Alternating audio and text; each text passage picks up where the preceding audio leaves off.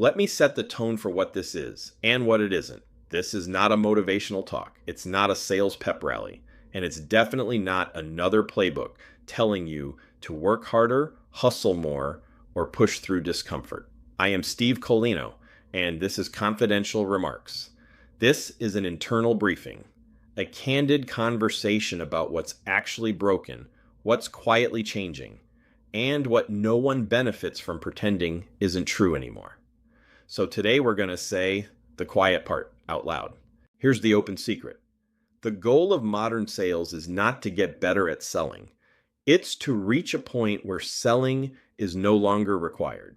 The reality is, life as a salesperson has been optimized for discomfort. The industry tells you that pain equals progress, that rejection builds character, and that volume will eventually save you. But that's not leadership. That's self-preservation. The entire career model is built on enduring work you dislike until you can delegate it to someone else. And that should already tell us something is wrong. We need to be clear about something. This is not a mindset problem. It's a model problem. We've been told that discomfort equals growth, that low conversion means poor discipline, and that high turnover is just a lack of resilience. But bad models create discomfort. Good models create leverage. If your entire career depends on annoying strangers until one of them says yes, the problem isn't your mindset. The problem is the system you're being asked to survive. The psychology of the buyer has changed, but the playbook hasn't. Today's buyer is informed, skeptical, and done. They have access to reviews, pricing, and competitors before you ever enter the conversation. Years of aggressive marketing have trained them to distrust urgency and discount pressure. What used to generate compliance no longer creates commitment. And when old tactics fail, they don't just stop working. They actively create resistance. For decades, sales existed because sellers controlled information. That world is gone. Buyers now walk in with pricing, specs, and social proof already in hand. And tactics designed for high asymmetry environments, objection control, preemption, withholding, now read as manipulation. The traditional salesperson is no longer seen as a guide. They're seen as an obstacle to a transaction the buyer would prefer to complete alone. The old playbook assumed a naive customer. It relied on volume, scripts, urgency, and compliance-driven closes.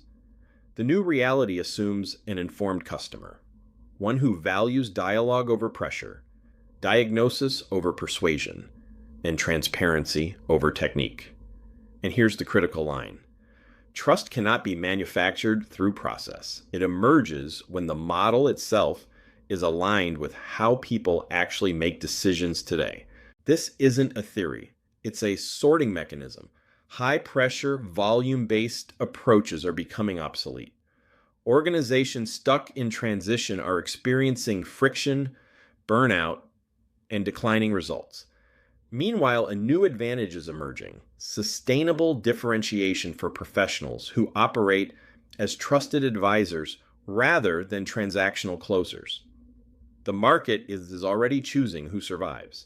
Moving from transaction to trust requires 3 shifts. Interrupt less. Create systems that attract rather than chase. Listen more. Replace scripted presentations with real diagnosis. And educate always. Position yourself as someone who helps buyers make better decisions, whether they buy from you or not. This is how selling stops being necessary.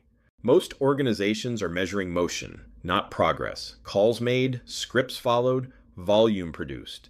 These metrics optimize for activity, but sustainable revenue correlates with different signals. Relationship depth, satisfaction, referrals, and long-term account health. What you measure is what you reward. And right now, many systems are rewarding noise instead of value. This isn't about personal branding or becoming an influencer. It's about building something worth choosing, real expertise, a reputation that generates referrals, a network built on contribution, and a value proposition that resonates without manipulation. When those elements stack, selling becomes optional because trust is already established. If you're a sales leader, the question isn't whether your team is working hard enough, it's whether the model you're asking them to execute is still viable. Audit the system, listen to attrition, and stop celebrating hustle for its own sake. High turnover isn't a talent problem. It's a signal that the environment itself is unsustainable. The professionals who succeed in the next era won't be the loudest. They'll be the ones who stopped trying to sell and started building something worth choosing. That's the shift, and it's already underway. This has been Confidential Remarks.